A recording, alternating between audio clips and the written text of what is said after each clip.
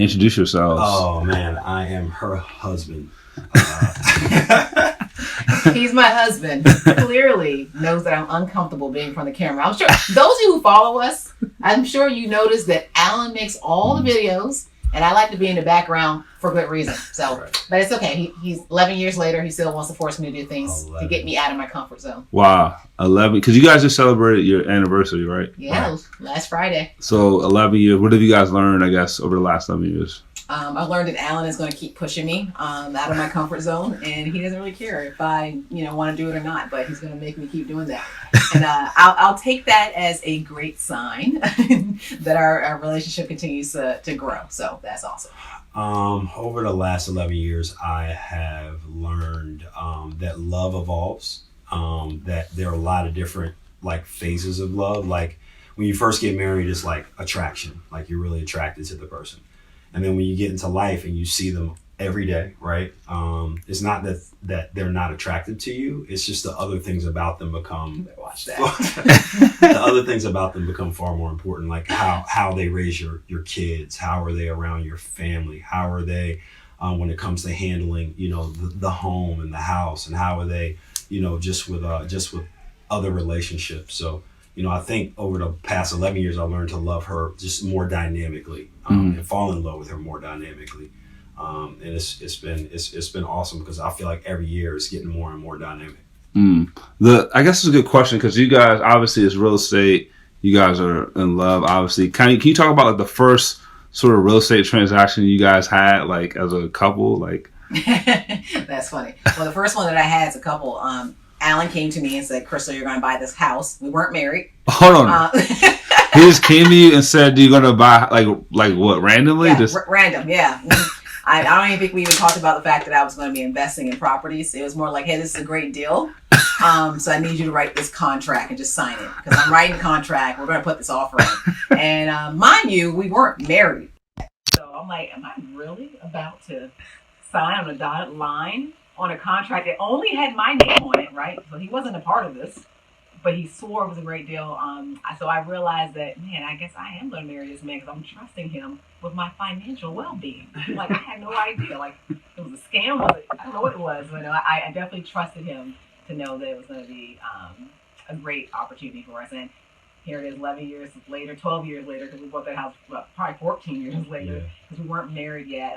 We bought that house, and it's a great investment, and it's almost paid off. So I'm about to say, you guys are investors in it, right? You guys still have that property? Yeah, still own it. Same tenant for 6 years. Same tenant.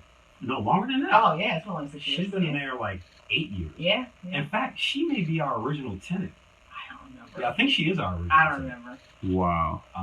So the first foray into real estate actually was the way we got together. So, So Crystal and I, the long short story is we dated in college. Well, first of all, I was a super senior. She was a freshman. Super duper senior. Shoot. Duper. I came, all right, so I was a super duper senior, whatever it is, right?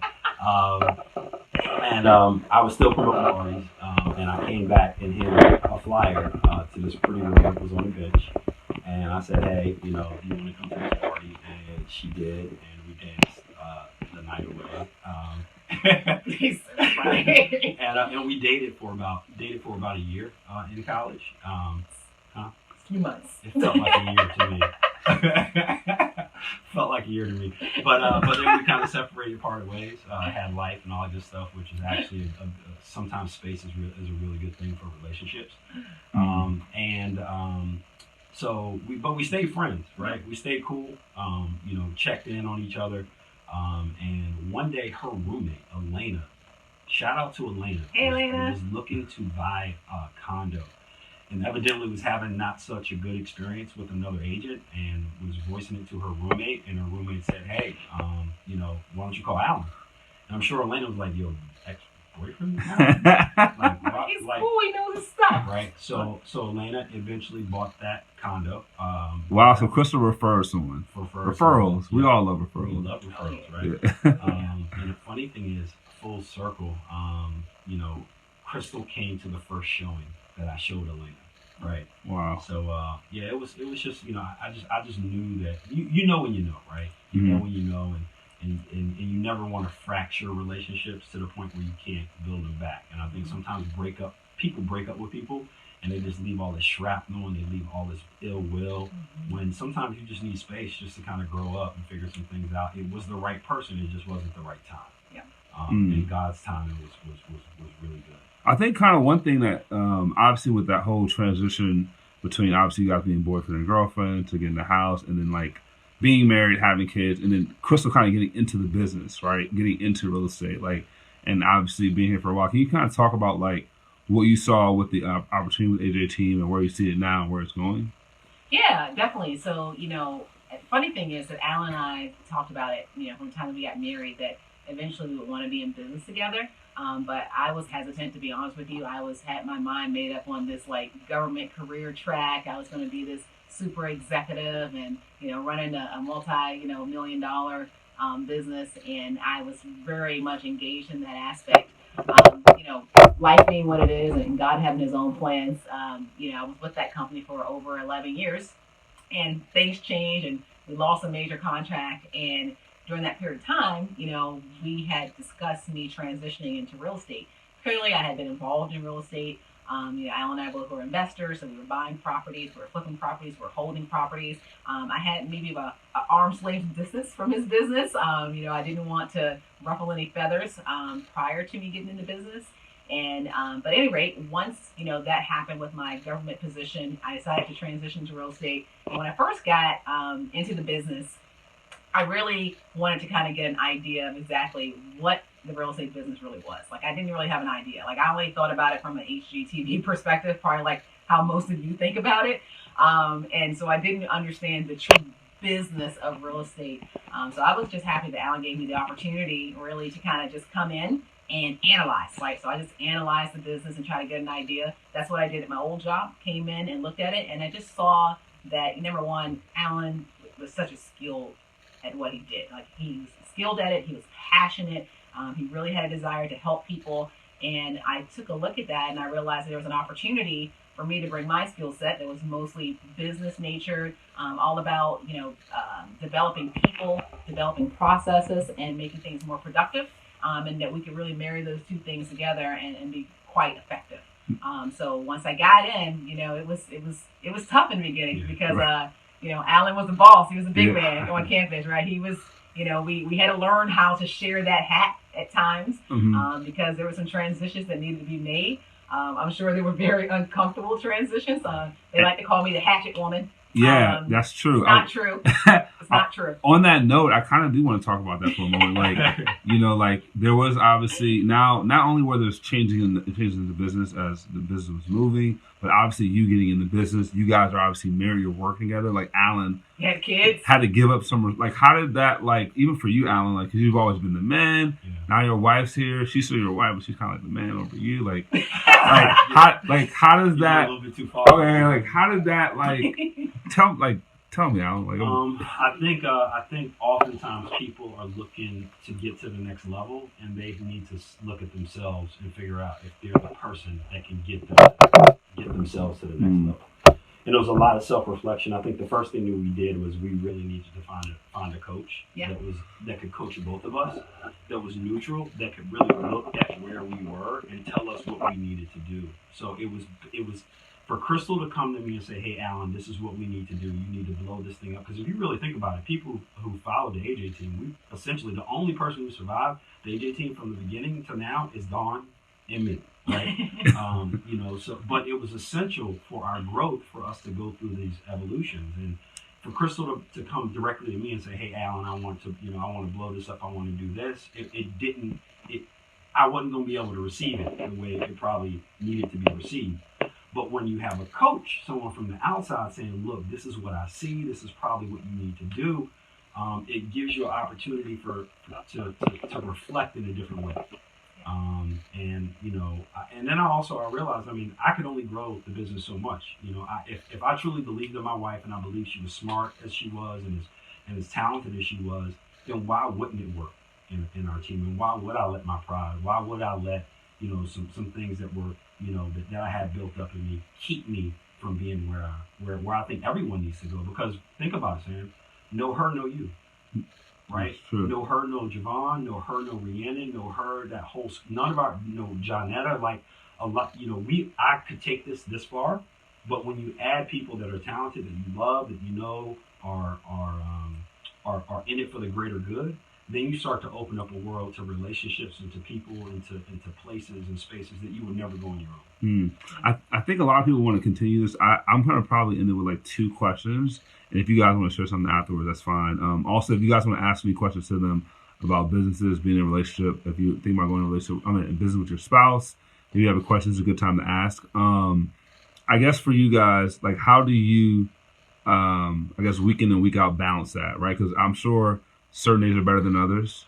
Like, what do you guys, like, do you guys, like, have a meeting? Do you, like, have your space? Like, how do you guys balance between both of you guys sort of being who you are, right? The funny thing is, I think it's the gift and it's the curse, right? Because when you're in business with your spouse, clearly business is always on 24/7. What do you mean by that, though? What do you mean by that? What I mean by that is that at the end of the day, when you're running a business, like, there is no off button, right? So we have the beauty of this business to be able to intertwine it with our day-to-day life. So, our kids are part of this business. We're part of the business. I mean, even when we're talking business over the dinner table, or even if I'm trying to go to sleep and Alan's trying to tell me about a deal, it's so fluid in our lives that it almost just feels normal and natural. Now, I would say the reason why I say it's a gift and the curse is because clearly it takes over our entire life, but we enjoy what we do so much that it doesn't always feel like work. Secondarily, I just think that, there is a lot that comes into being in business with your spouse that is helpful, because the fact that we respect each other as husband and wife, the fact that we respect each other's given talents that we've gotten from God, it helps us to know that when we're having a disagreement, or we're thinking about how we might want to, approach something differently in the business, we know that each other are coming from a place that we want to see each other thrive and be successful. So we know it's never going to be a place of animosity, of negativity. We know that, we're here as a unit, and everything that we're doing, the decisions that we're making, they're about, all of us being successful. We know it's not individualistic. We know it's no negativity. So actually being in business as a husband and wife is a good thing, in the sense that you don't have any doubt of what the objective of the other person is. Yeah, and I also think that I think it forces you to learn each other better, right? So when I come home sometimes, and you say the same way, you come home and probably Maria's asking you questions, and you're like literally exhausted. Like, literally, you have talked all day. You literally have like data dump. Like, you use every ounce of your intellect, right, with trying to solve a really major problem for several of your clients, right? Yeah. And for many years, I would come home and Crystal would be like, "Hey, how's your day?" Da, da, da, da, da, da. And I couldn't get it out. I wanted to get it out, but I couldn't get it out, right? Well, now she understands what I go through day over day. Like, she knows the complexities of like what we're trying to handle. Like, this is a major deal for people, and people they deserve the best version of it. So when I come home, like, she understands. Like, Alan probably needs about like 30 minutes to an hour just to get his mind right, so he can communicate properly. So I think it's allowed us to be able to learn how to communicate better in our marriage, and also in business. And I think that, if you love what you do, and you love the person you're doing it with, you're just going you're going to blow. Like, and you don't have to blow to the level of Mark Zuckerberg or all these other businesses, but you can blow to the level where you can have a tremendous effect not only on you, your family, but your community too. Yeah. Anything to add to that, CJ? No, I think you about wrap that up. Yeah. I'm good. Okay, the last question I want to ask you guys is, like, where do you see, what can everyone expect in terms of the Asia team, where they're at now, and where do you see them over the next year or two, 5 years, like whatever time frame you want to give out there? What do you see in terms of where the Asia team is sort of like headed? Why don't you tackle that one? Right now, number 1 in Prince William County, which is great. It's taken us a while to get there. I think it's important for us to really be community based and make sure that our community understands us, feels us, and also sees us. Because as a couple, especially as a minority couple, I think there are a lot of people out there that look to us as to what they can do. And there's so many people out there in our sphere. Like, you guys, like a lot of you guys have businesses and have opportunities. Like, you have sometimes. Thank you, Candy. Sorry. Go ahead. You have the most talented people around you already. Like, you just got to be brave enough to have that conversation with them. You got to be graceful enough to give the time that is needed to see if you can figure this thing out. But then also, Northern Virginia, DC, and Maryland, like, we really want to make sure that we have an imprint on the rest of the area as well. I think we can do really great things here in Northern Virginia, as far as selling homes and all that good stuff. But the reason why we sell homes is to have an impact, right? Everything else comes after that. The money comes after that. The accolades come after that. The awards come after that. But every day, I think that we do what we do to have an impact in and on our community.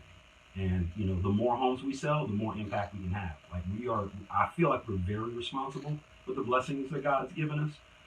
And I think that he blesses those who are responsible with the blessings that he's given us. So to say that we won't be a team that's going to sell, 1,000 homes, I mean, I could fully see that. To say that we're not going to have a coaching program where we're coaching other business leaders, to raise their stakes. I can see that.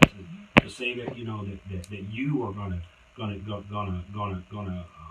eventually run this thing and take it to the next level. I can see that. I just see so many things that are so much clearer when you have great people around you, right? Yeah. And when you talk about impact, this is one thing I'll add is that, as Alan mentioned, like, this real estate business is about so much more than just being in business. It is about impact. And one of the initiatives that we are going to be kicking off in the next few months is with our foundation that we started, the Bleed Blessing Foundation. Mm-hmm. And that's really about just giving back to the community. So, everything that, all of the people who've supported us over the years, our past clients, our current clients, our friends, our family, even just our neighbors and just folks that we've known throughout, the last several years, from George Mason, shout out Mason Nation.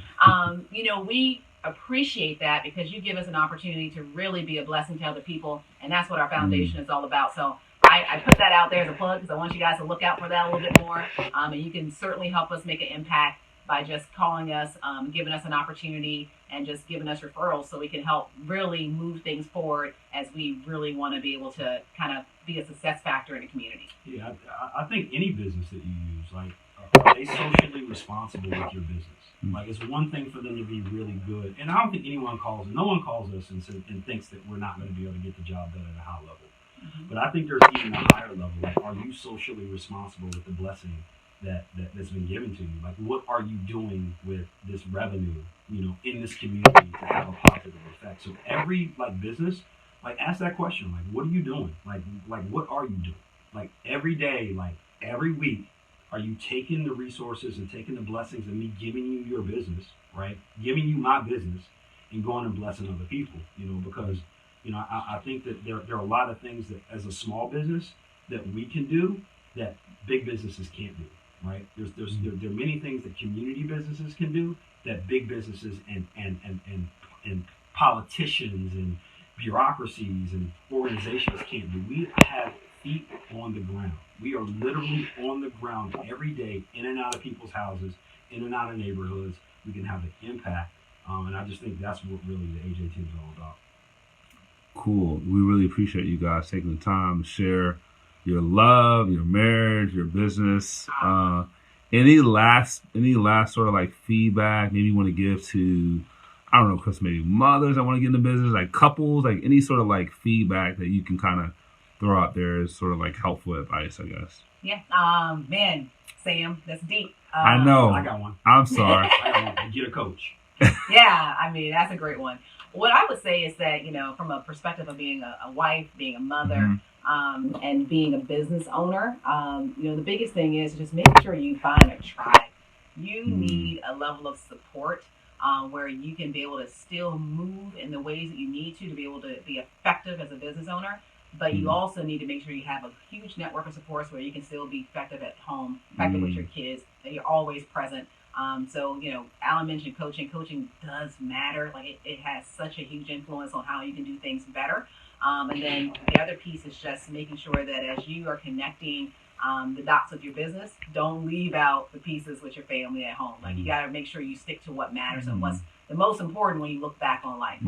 We can have a great business, but if we have broken relationships, I'm not going to feel successful. So just make sure you're balancing those things out. Woo! Yeah. You gonna top that? Nope. I'm about to say. That's what he gets for letting me get on the camera. Yeah, dang. No. I'm at 9. Yeah, that's not. I'm at home. That's it. Is that it? That's all we Okay. got. That's it. AJ team, you have the dream. We have the address.